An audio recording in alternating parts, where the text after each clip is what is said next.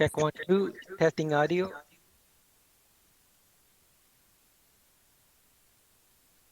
Hello, I'm Claire Mu, Director of Internal Audit for the City of Brampton.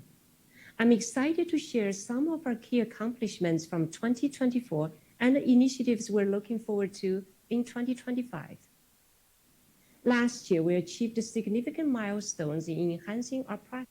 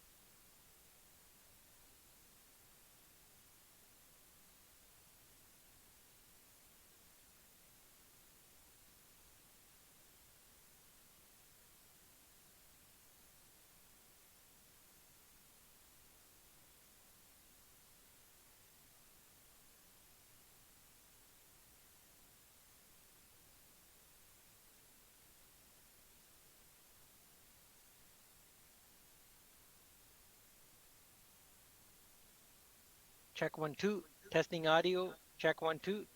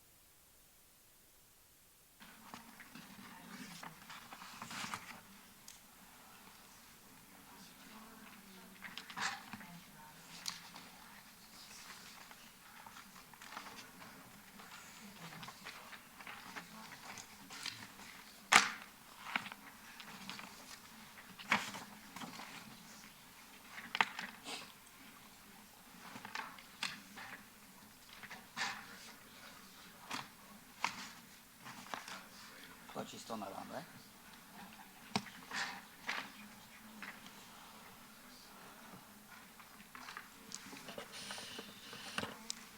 Now we'll just get started. There we go.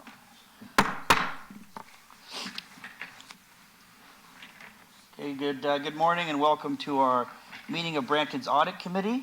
We have all members present either here or online except for Councillor Paleshi. We'll move on to the approval of the agenda. Do any members wish to add any business items to today's meeting? Seeing none. Is there any updates from the clerk? Through you, Chair, I have nothing to add. Thanks. Okay, we have a motion moved by Councillor Vicente to approve the agenda. All those in favor? That carries. Declarations of interest under the Municipal Conflict of Interest Act. Do any members have any declarations of pecuniary interest under the Municipal Conflict of Interest Act to be considered on today's agenda? Seeing none, the clerk will show note for the meeting minutes.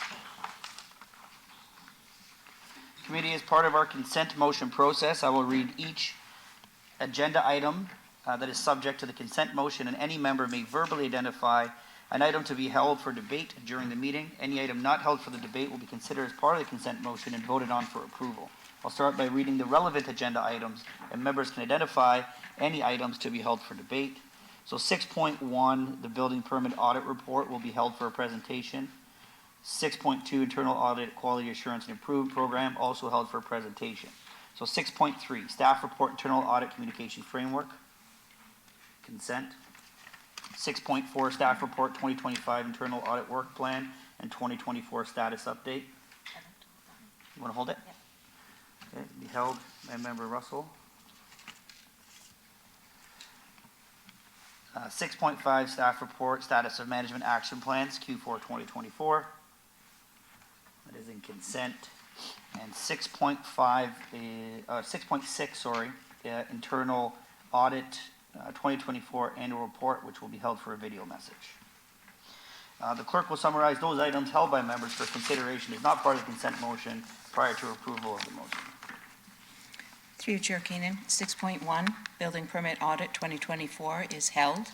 6.2, internal audit quality assurance and improvement program has been held. 6.4, 2025 internal audit work plan and 2024 status update has been held. And 6.6, internal audit 2024 annual report has been held, with 6.3 and 6.5 both on consent. Great. So I have a motion moved by Councillor Tour to approve the consent motion. All those in favor? The motion carries. That'll bring us right to 6.1. The staff report. 6.1 is a building permit audit report 2024. So Claire, I'll pass it over to you. Good morning, everyone. I'd like to begin by introducing the audit team. It's Brad Cecile, audit manager, who's sitting next to my right side, and then Sahil Sharma and Ran Iyer is our lead internal auditors who assisted with this audit. I also wanted to take this opportunity to thank the staff from the building division who worked closely with the internal audit team, and it's Farhad Habibi, who's present today, and he is the chief building officer. And then Roxanne Van Dam, manager administration and information services. She's present here today too. Melvin Ramksun, senior advisor, special projects. Marco Teraborelli, manager plans and permits. Shanti Rajasekar, manager innovation and transformation. And Simrandeep Chadar, advisor, special projects. And Carolyn Crozier, strategic leader, office of the commissioner for the Planning, Building, and Growth Management Department. Members of the building division staff, some of the staff are also probably present on virtual online. Now I will hand it over to Brad, who will present the audit backgrounds, objectives, scope, and conclusion. And following that, Farhad will outline the management action plans and pass it back to Brad to outline the next steps. Brad, could you please take it from here? Thank you. Thank you, Claire. Next slide, please. And then the following slide. The recent Greater Toronto Area Municipal Benchmarking Study, also known as the BUILD Report, highlighted significant improvements in Brampton's development application processing times. Within the last 2 years, processing times have been reduced from 19 to 14 months.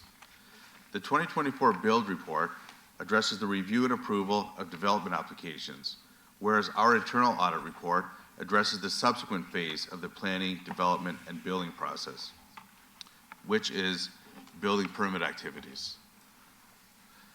The report offers a roadmap for enhancing the city's permitting process. The main activity in the planning and development process is the review and approval of development applications. The main activities in the building permit process, which were the focus of this audit, were submission of permit applications, application pre-screening and plans review to ensure compliance, the issuance of building permits, and building inspections. The main objectives of this audit were to evaluate whether building policies and procedures are sufficient and aligned with the Ontario Building Code, building bylaw, zoning bylaw, and city policies, to determine whether effective processes are in place for building permit pre-screening, payment collection, and plan reviews, to assess whether the building division has established processes to ensure staff meet required qualifications, to examine whether systems are in place to monitor and manage building permit-related callback requests effectively, and to verify whether the building division has effective mechanisms in place to coordinate, conduct, and monitor building permit inspections and orders to comply.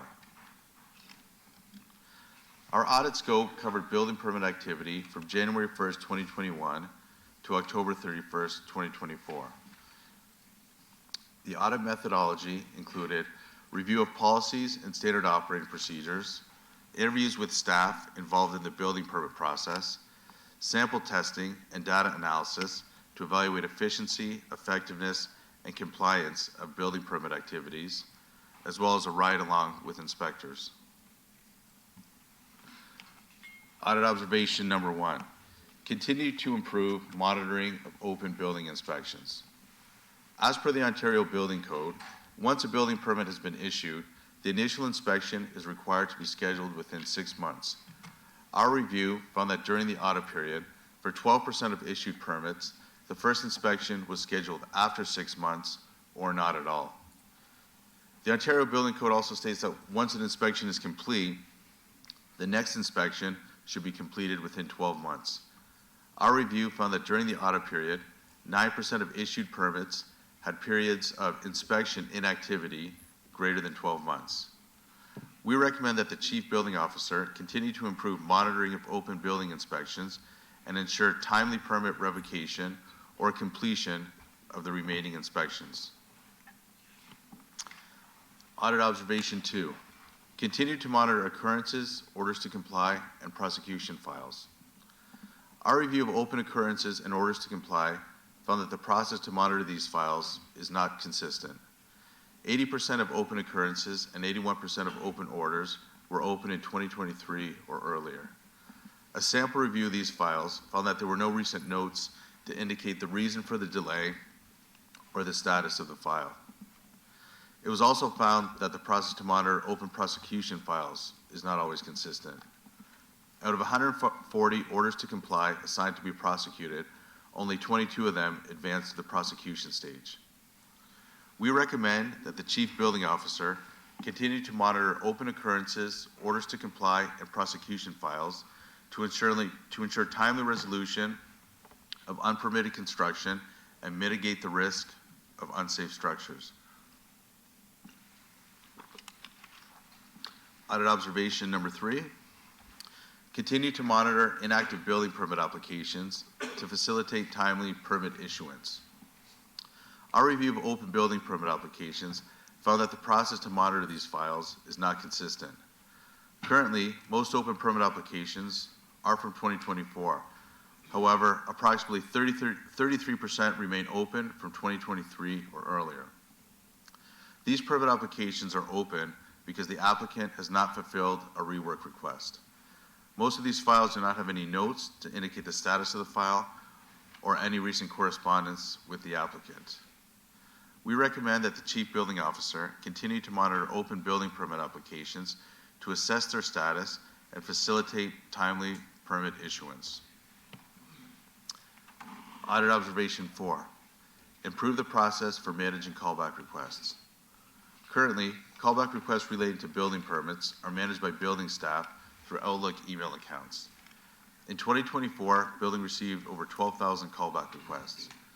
Based on the annual volume, managing callback requests through email accounts is ineffective and lacks centralized record keeping, audit trails, and reporting capabilities. We recommend that the Chief Building Officer develop a tracking system for inquiries and complaints that integrates with the portal and Amanda to enable effective management of callback requests. Audit Observation 5, review and update standard operating procedures to align with current practices. Our review of standard operating procedures found that most SOPs have not been reviewed in many years, with the exception of those related to the newly implemented Brampton Building and Business Portal.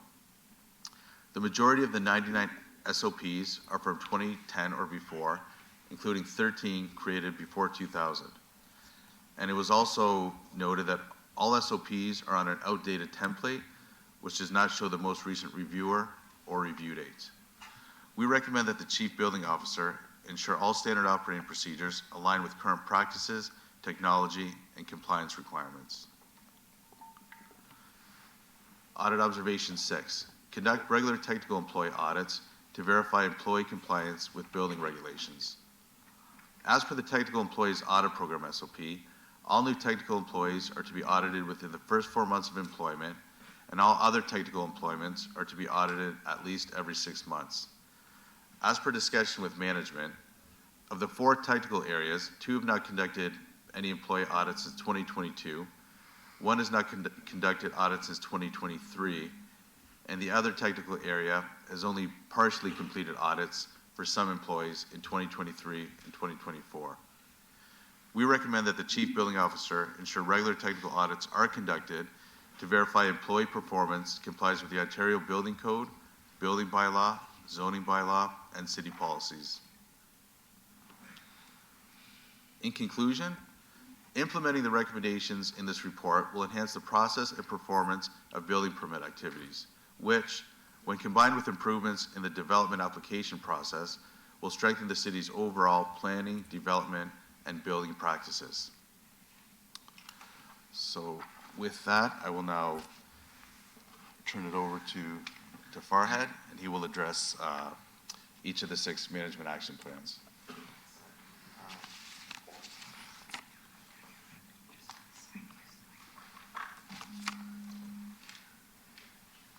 Thank you, Brad. Appreciate that. Good morning, Council. Just wanted to start by thanking the audit team for working with us through this many months of auditing process very patiently and doing this great work of having this report to us, which obviously identify some of the items that we're going to discuss through this management action plan. I'd like to start with the number 1 point that is highlighted in the slide, which is talking about improvement for monitoring and open building inspection. I'd like to say for this particular item and many items that we will see through the action plans, much work has already been implemented to address them. And a lot of the action plans that we will see in here is already in progress. Part of the, the open building inspections and permits that we have all started during the pandemic, where we given the applicants the relaxation of extending their permits for unlimited of time. So whenever they asked for an extension, we did that. So a lot of the work has been piled up through the pandemic era time, and then now we're trying to address those. No longer that need is there to extend the permits, and the construction can progress through the normal channels. As it's mentioned in the slide, the shortage of staff has been also another item that it's really been important parameters that not allowing us to have the full complement to get on all those inactive permits and inspections. But we are trying to actively follow up on those dormant permits and legacy permits to bring them into compliance. And some of them, they go way back to 20 years. So we feel like, maybe we need to take a different approach toward those permits, because if the work has already been done and it's been there for 20 years, maybe we no longer need to actually follow up on those, but rather, have those permits closed. And if there's something that hasn't been processed and completed, we'll revoke them, so we make sure there's no open permits in that regards. But also, we need to bring a systematic process, a monitoring system for us to obviously, not let those permits go unnoticed for a long time.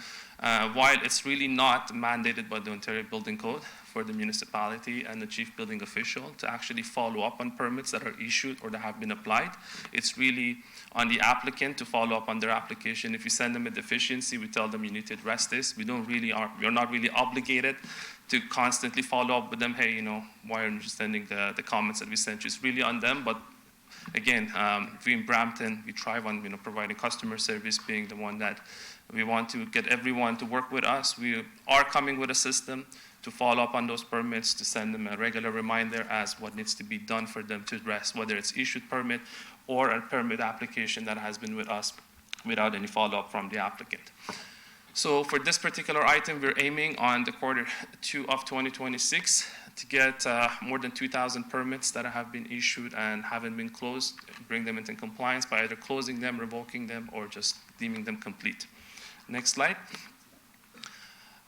Very similarly to the first item, many of the occurrences and orders to compliance and prosecution files have been created, again, during pandemic and afterwards, when there was a big push to address the ARU issues in here and many illegal activities of ARUs, driveways, and what so on. And so we're trying to, again, have that very large volume of the compliance orders and issues that we've been dealing in the past couple of years, as the council is aware of, into compliance. And again, it's a large volume. We need people dedicated probably for that particular aspect of the work to ensure we can address them.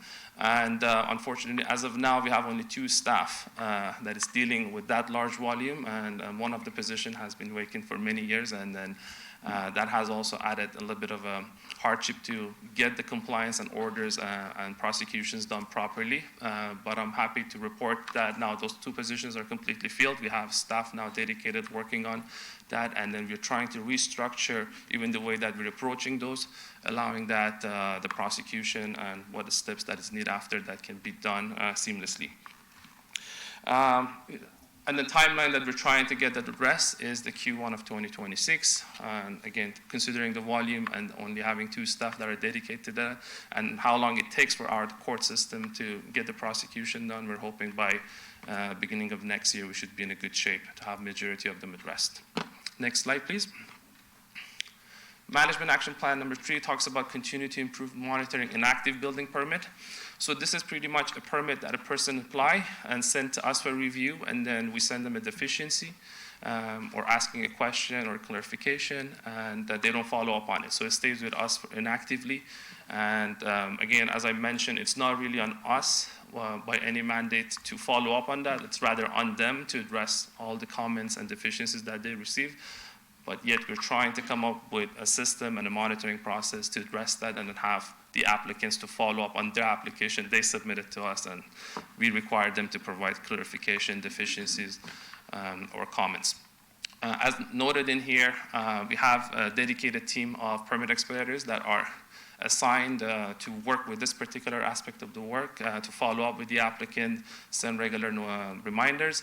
Again, we're struggling a little bit with the number of staff we have in that team, but we're hoping very soon we can address that and have a full complement to allow us to actually work on all those inactive permits and either have them deemed abandoned by applicant stating that they no longer have an interest to follow on that application, or provide the comments to us so we can close that permit. Q1 of 2026, again, it's the timeline that we're hoping to get all those inactive permits addressed. Next, please. And number four talks about the implementation of a formal callback request tracking system. And it's one of the points that I'm glad that it was brought up. Believe it or not, the building division itself get more than 10,000 inquiries from public every year. And I'm not sure exactly what the number is in 311, but through a conversation I had with the audit team, we feel like we need to have a dedicated callback center only for building division itself. We have only about 20 people overall that deal with all the inquiries, and if you just do the math, by 10,000 almost a year, and often more, you can see what the volume is. So we think that we need to come up with maybe a different tracking system only for building division, that people can address their inquiries through that portal alone that comes directly to building division rather than going to 311 and then get diverted back to us. So we're working on a system that we can put on our website where member of publics and residents can go there, fill in their inquiries, what the issue is, and it gets tracked, monitored through the whole process, and whoever responds to them, we can also track that to understand exactly what the resolution is. And often, again, we have a redundancy in the inquiries, where a resident sends email to multiple people, and then multiple inquiries are happening without the knowledge of other person that has already been addressed or not. So we're trying to avoid that, again, by having a very centralized, unionized system that everyone can track the progress. So this is going to happen as a phase 2 of the portal we recently launched, and then again, it depends on the availability of the IT and many other teams and departments, whether internal or external, that they can work with us, so we can actually materialize this and hopefully bring it into life sometimes in Q1 of 2026. Next slide. Number 5, talking about the standard operating procedures. Member of Council, you may know that the new code just came into effect this year at the beginning of January.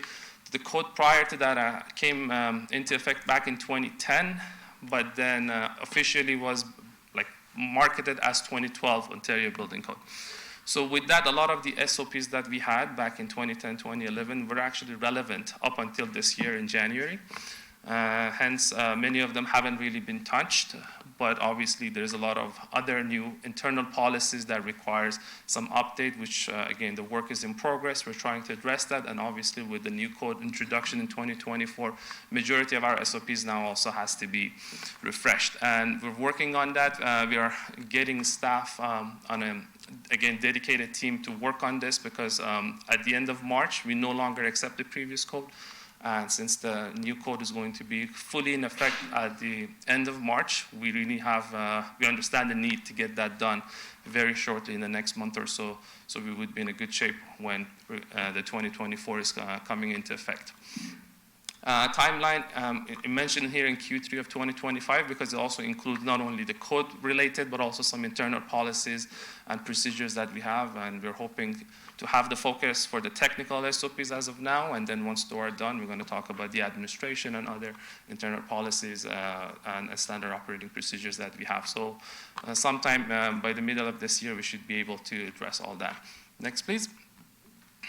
And so the evaluation of the performance of staff, whether again, especially with the focus of the technical matter, this has been something that we've been doing, but unfortunately, again, due to having proper resources and staff, and especially in the leadership aspect of our division, we were not able to fully implement this and fully follow up with this.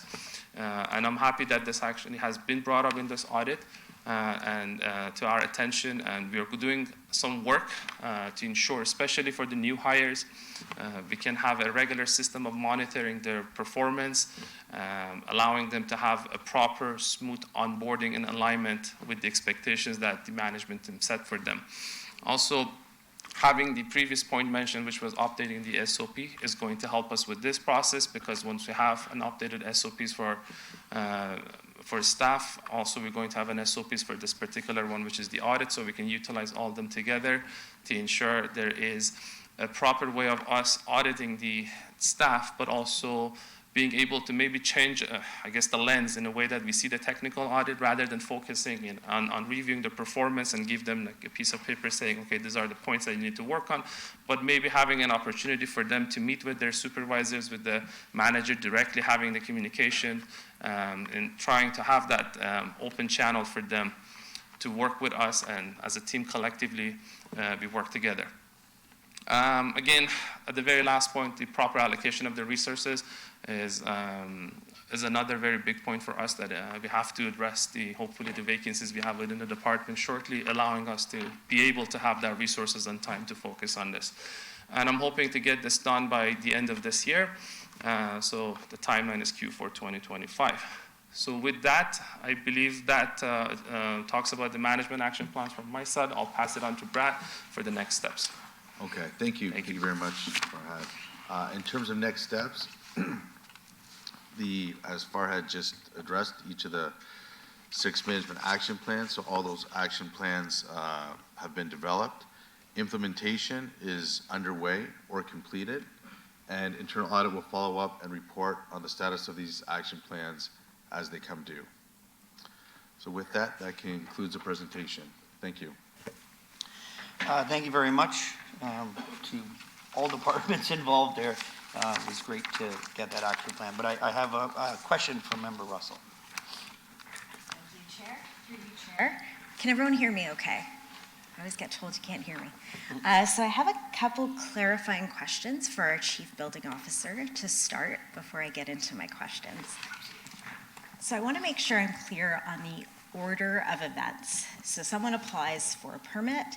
Is that when you go back and say, this request needs some rework before we will issue the permit, or you issue the permit, do an inspection, and then request rework? Yes, through council. So there could be potentially both of them. So just to give maybe a very summary of the sequence of events, an application gets sent to us through the portal we launched, and then there is a team that is dedicated called Customer Service Plans Examiner that they would screen the application for completeness, but non-technical completeness means like they have the proper form, they have it filled, signed, all the required documentation for that particular aspect of the permit is accompanied by that application.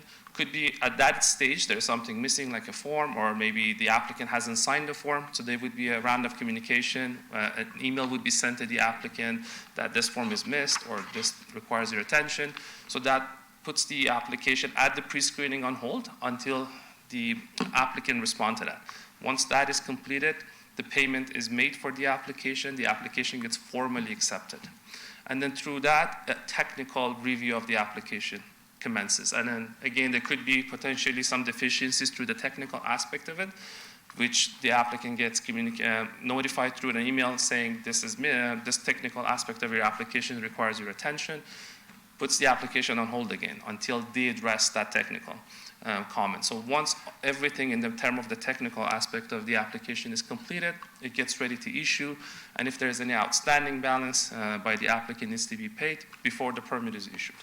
So once the applicant has the permit, they have 6 months to begin the work. And then once they start work, they have to notify the inspection, and there is a guideline given to them with the permit that says at what stages you need to notify the inspection team. There is an online booking system that allows them even to book 5 days in advance, so they can utilize that. They go and book their inspection. And once those are done, all the inspections are completed. Again, in this scenario that you asked, there could be something that they may have done differently than what was approved. So something was approved on the drawing this way, and then they just decided for some reason they do it a different way. So there would be other documentation required by the inspector for us to review to ensure the deviation from the approved plans are still acceptable. And that potentially again could prolong the process of closing that permit. Once all the inspections are completed, then there would be a final inspection, gets signed off, and then the permit gets closed, which means now the work has been completed, and we have all proper records of that work. Okay. So when I'm looking at this report and we're talking about open occurrences, Yes. can that be considered open at any stage along that process, like from the moment of initial application? So open occurrences actually is more to art when there's a complaint coming by someone about a work in progress or something that has been happening. So when someone calls 311 or the city of Brampton saying, I have a neighbor like doing some construction and I'm not sure if they have a permit or not, can someone look into it? So that's when we create an occurrence. So a person gets assigned to it to actually go and investigate, and often that occurrences are not necessarily building division, could be an enforcement, could be a fire. So depending on who has the authority or the jurisdiction to address that complaint. So that creates that occurrences, and then it may take us a long time before we can actually know it. If someone is doing something in their basement, often it's very difficult for us to actually get an access to there, because if they deny entry, then we have to go through a lot of, I guess, hoops and loops to get a warrant and to be able to enter. And the problem is if someone is doing work in a building that already has occupancy, the problem is that the building code does not allow inspector to actually go inside. It would be more of a fire problem, because the fire department has the authority to enter a building that has occupancy, but rather building it does not. So if someone's doing their work in their basement and not willingly opening the door for us to go and then take a look, so that causes that. So now that occurrence stays with us for a long time unless someone through fire enforcement or overall addresses that, so we can get a confirmation that everything's been done, so we can close that occurrence. So occurrences are more about a complaint or maybe an illegal construction or activity that comes to our attention. Okay, thank you, that was helpful. So when I'm looking at page 19 of the audit report, there's a lovely table there that talks about kind of open permit applications, which I assume are in various stages. Correct. And it's actually itemized by permit type. So I get what you're saying on residential, and I kind of think if they're not up to code, kind of shame on the resident, and it kind of only theoretically impacts kind of the resident and occupants. But when I see things like commercial, industrial, institutional, I'm kind of thinking if someone gets injured, if there's a safety issue there, maybe it's more shame on us, like shame on the city, because that's a much broader base that potentially could be impacted. So is there any thought around, I know we talked about prioritizing more current applications, like say 2024, but is there also any thought around prioritizing based on the type so that we're covering kind of areas that maybe have the potential for maximum negative impact? Absolutely, it's a great point, but through the council, just I want to clarify about the industrial and big projects. Often the big projects are 2, 3, or even 5 years projects, because the way that it takes for them to go through site plan and getting, often tenants, finding a tenants for those big buildings. We issue permits in phases in Brampton. So we may actually have a big building, maybe imagine a 5-story office. Right, and through the site plan, which may take up to a year or two, depending on the complexity and what are the deficiencies, we issue conditional building permits to allow and facilitate construction while they're trying to address some of the planning matters. So a foundation permit gets issued for that building, and it may stay with us for 2 years because they don't have all full approval to get that permit closed. And then by the time they get the site plan approval, we issue probably another 2 sequential permits for shell, for site servicing. So bunch of these numbers, or maybe some of these numbers that at least you see in here, are affected by the fact that we have a lot of conditional permits issued that may take a long time for them. But it's a great point, yes. So we are prioritizing the more recent permits when we're trying to address them and then get them to bring them into compliance, with the understanding that if something has been there for 20, 25 years and it hasn't really caused any harm, then potentially, we can accept that as something that it's already done. But something more recent, and especially with the emphasis on industrial or commercial, where more people are affected by it, that's where we're trying to put our focus currently. Yes, we're working sort of from today backward to address all those permits. Thank you. And through the chair, I have one more clarifying question for you on another item. So this is related to the update of the SOPs. I know you mentioned that there was a new building code introduced in 2024, and I know not a lot about the world of building, but I do know about the world of accounting. And generally, we have a lot of advance notice before a new standard is issued. And during that time, we generally are preparing for that change. So let's put aside staffing issues, because I understand that's probably part of the holdup here. But generally, what is the notice period that you would normally get when building code gets changed? Again, through the council, it depends on a particular, amendment to the code. But believe it or not, in building code, that we've had our first hand on it on the new edition back in September of 2024. Since then, we had more than 6 amendments done to the building code. Because this is something that gets out to the industry, and then they receive feedback from industry, and some of this gets changed. We tried our best since October. I remember that was our very first committee meeting about the Ontario Building Code, the new one, with my leadership team, to get a team together to address especially more Along the permits that we have a lot of activities, like creating second dwelling units and third dwelling units, all those ARUs, because we knew this was like a big volume of our applications. So we were very prepared for that. Even before the new year, we had an SOP in place how to address that, but some for more of other type of permits, again, with all these amendments and all the changes that were coming constantly since then. And I know in April, there's going to be another amendment to the building code.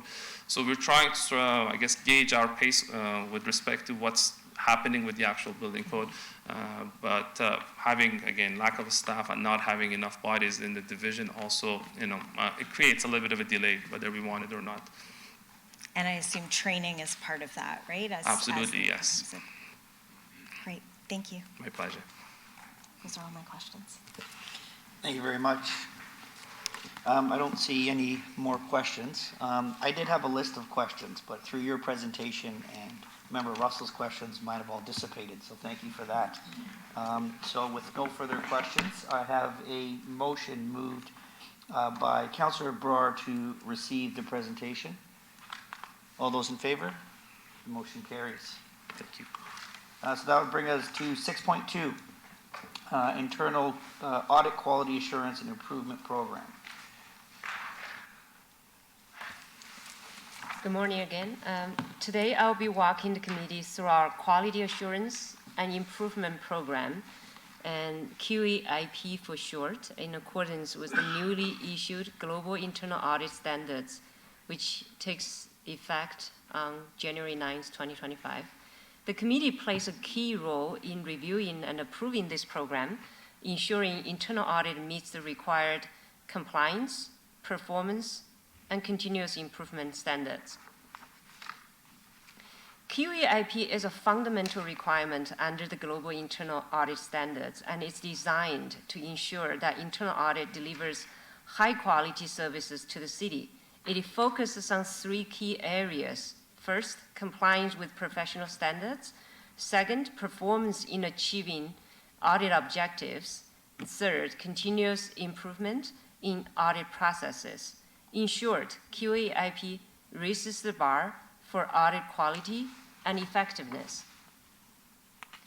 The Institute of Internal Auditors standards require that internal audit to develop, implement, and maintain a QAIP that includes both internal and external assessments. Additionally, the committee plays a critical role in overseeing the program as outlined in Domain 4, managing the internal audit function. Under Standard 8.4 External Quality Assessment, internal audit must develop and present a plan for an external assessment to the audit committee.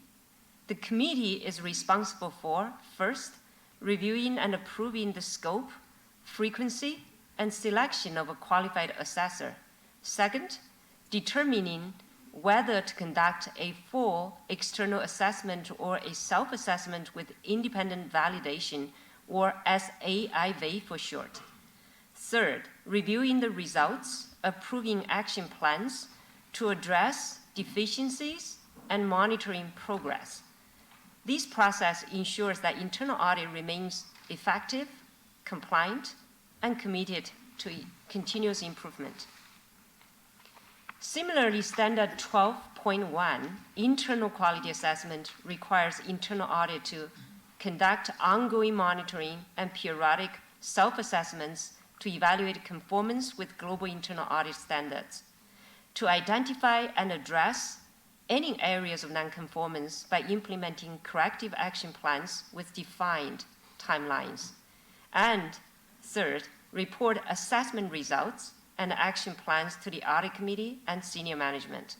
These assessments ensure that internal audit function continuously improves and supports the city's objectives effectively. Before diving deeper into internal and external assessments, let's discuss how these assessments are reported. For external quality assessment, the results are reported directly to the audit committee by an external assessor. For internal quality assessment results, both ongoing and periodic self-assessment are reported to the audit committee annually, typically during the first meeting of the year.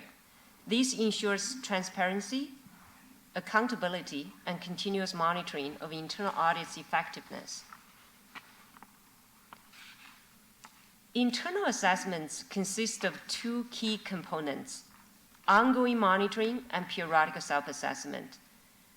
So ongoing monitoring is conducted through daily supervision of audit engagements, work papers, and communications.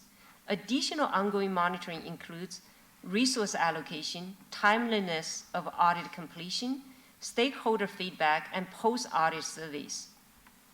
Periodic self-assessment is a more structured review conducted at least once per year, assessing audit methodology and performance, stakeholder expectations, and conformance with all of the standards. Together, these assessments ensure that internal audit remains aligned with best practices and supports the city's strategic objectives. External quality assessments can be conducted in two ways. For full scope external quality assessment, a comprehensive review by an independent external assessor evaluating all aspects of the internal audit function is done. For self-assessment with independent validation, internal audit conducts a self-assessment, and the full working paper is then reviewed and validated by an independent assessor.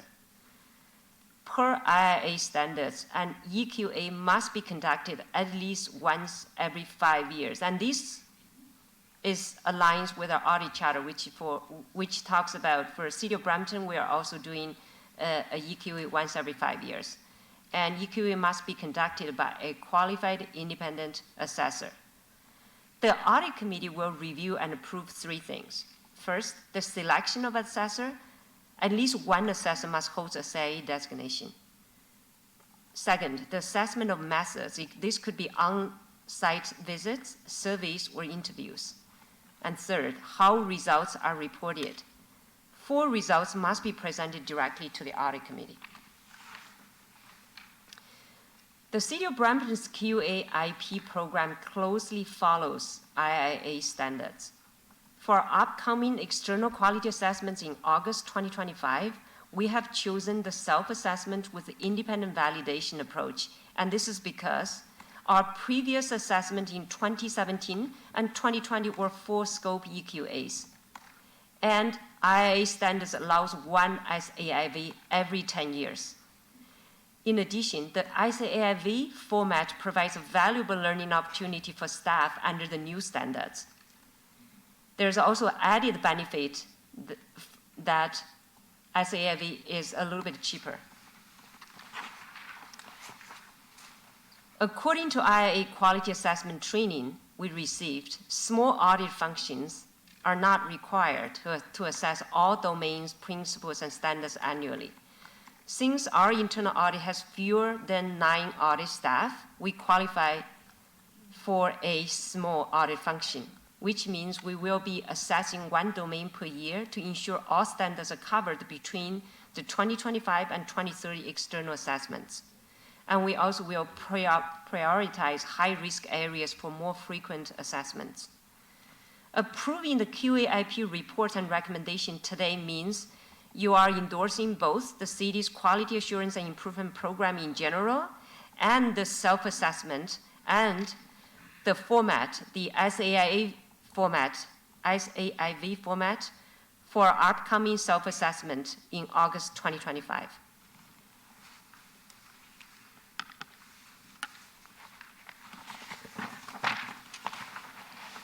This concludes my presentation on the QA-IP. The program is essential for ensuring audit quality, accountability, and continuous improvement while aligning with IIA standards. I appreciate your time and consideration, and I'm happy to discuss any aspect further. Well, thank you, Claire. I don't see any questions, so thank you for your work on this. And with that, I have a motion moved by Councillor Vicente to receive the presentation. And do I have to approve the staff report?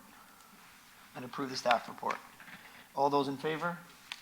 The motion carries. That brings us to 6.3, which was on consent. Then we'll move to 6.4, which was held by Member Russell for the 2025 Internal Audit Work Plan and 2024 Status Update.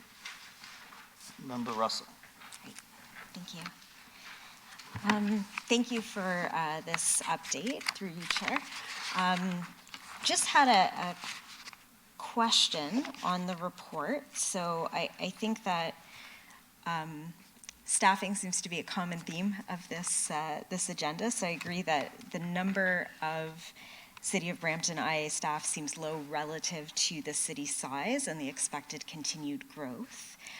I was just curious if the IIA, so the International Internal Audit Association, has statistics on best practices and or kind of optimal team size relative to the number of departments of a given company or city organization, or based on the materiality of the organization. I'm just wondering if any benchmarking has been done around that. IA standards doesn't really have a benchmarking per se. We have, I think my division, in the last 2 years, we did a lot of work with HR, and part of the work was involving benchmarking. So what we did at the time was look at, because we had a historical turnover and we have trouble attracting qualified candidates. It took us a long time sometimes to fill a position, usually 8 or 9 months. The city's HR process generally takes about 3 to 4 months to fill, but a lot of times we found we are posting twice just to get the qualified people. So what we did at that time was we look at the city's salary and the compensation for the auditors. We moved them up, and we're better now than before. And at the same time, we did look at other municipalities in terms of the sizes. It's difficult because when it comes to internal audit, it isn't just your property tax base, your budget, but it's also how fast a municipality develops. Let's say if you look at the city of Toronto, which is giant, humongous, they're like 40-some people, but their revenue is like, their budget is about $14 billion a year, right? But at the same time, they're a very mature process, because nothing really changes. Your need for internal audit function is not necessarily as much as a city like Brampton is absolutely the fastest growing city, right? But at the same time, we also compare ourselves to Peel Region and Mississauga and Vaughan as well. So, like for instance, for Peel Region right now, they have 11 bodies there. We have 10. We just filled our positions actually, and so we could benefit from more, right? But we understand there was an election that is coming up, and there's also inflation this year, and from property taxpayers' point of view, it is tough to increase our any function within the city. When it increases, it has an impact on the property tax basis, right? So we understand that, but I am hoping that the city will consider increasing. We do have a number of functions that's not funded at all. So like the ethics hotline, there's no monitoring role. And okay, yeah, so it was just, the question really was, I guess, based on the fact that you've identified that we're kind of moving from a 10-year cycle to a 13-year cycle, which seems quite long for coverage. So it was just helpful to understand from a benchmarking perspective, where we sat. So that was helpful information. Thank you for that. Thank you, Member Russell. With that, we have a motion moved by Member Russell to approve the staff report. All those in favor? The motion carries. 6.5 was on consent, so that'll bring us to 6.6, which is, I think it's a video, the Internal Audit 2024 Annual Report.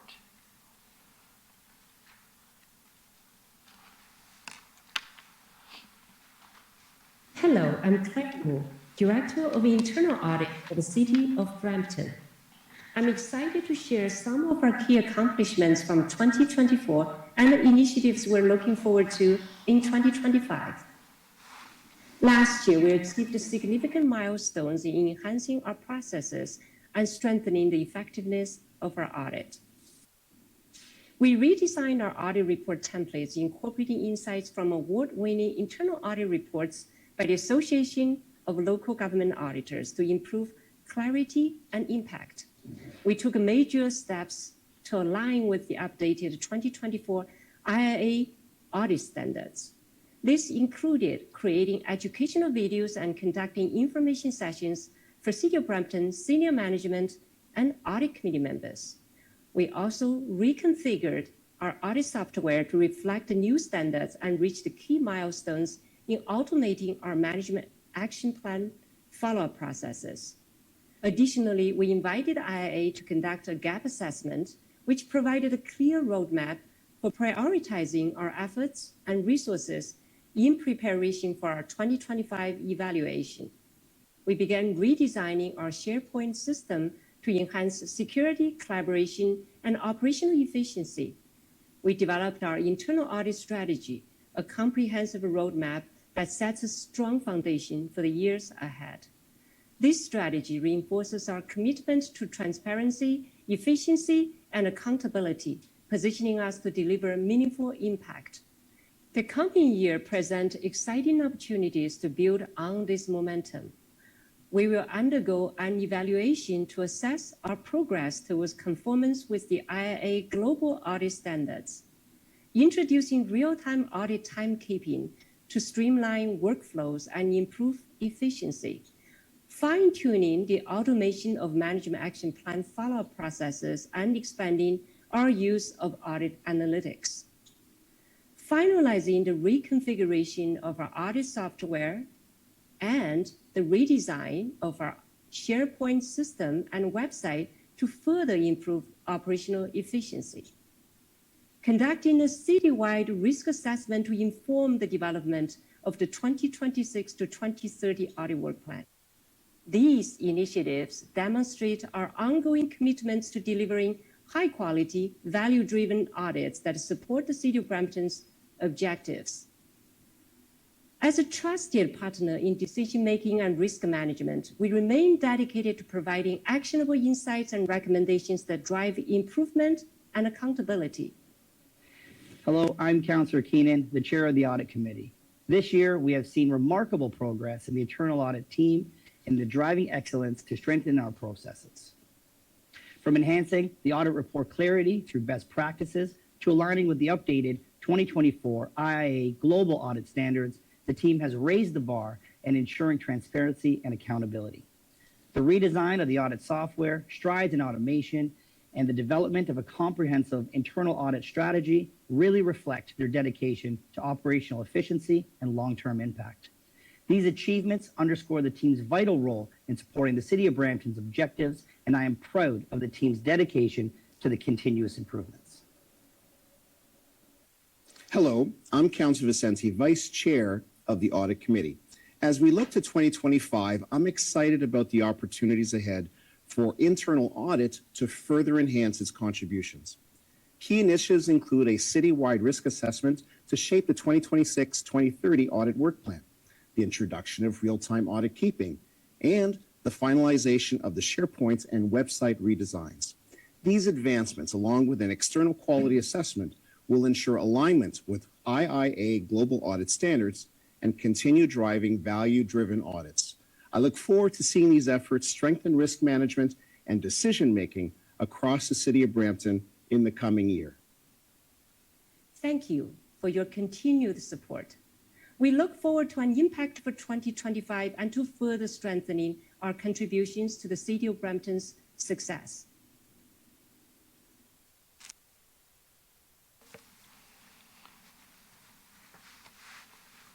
Well, great video. I look good. But just on a more serious note, thanks to the Audit Committee for everything you're doing and continuing to keep us apprised and move the organization forward for best practices. So really appreciate that work. And in doing that, thanks to everybody, because you all take a part in a role in how we can strive to make us move better and be more accountable for the things that we are doing. So I do appreciate everyone's work, and I appreciate that presentation. So with that, I have a motion moved by Councillor Vicente to approve the report and the video. All those in favor? The motion carries. I believe that brings us all the way to question period.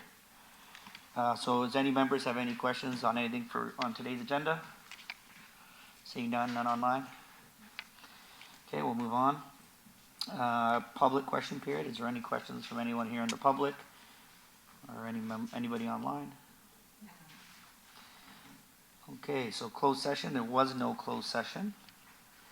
That brings us to adjournment. Our next scheduled meeting is Tuesday, June 10th at 2025. I have motion moved by Member Russell to adjourn today's meeting. All those in favor, the motion carries. Have a great week, everybody. Thank you.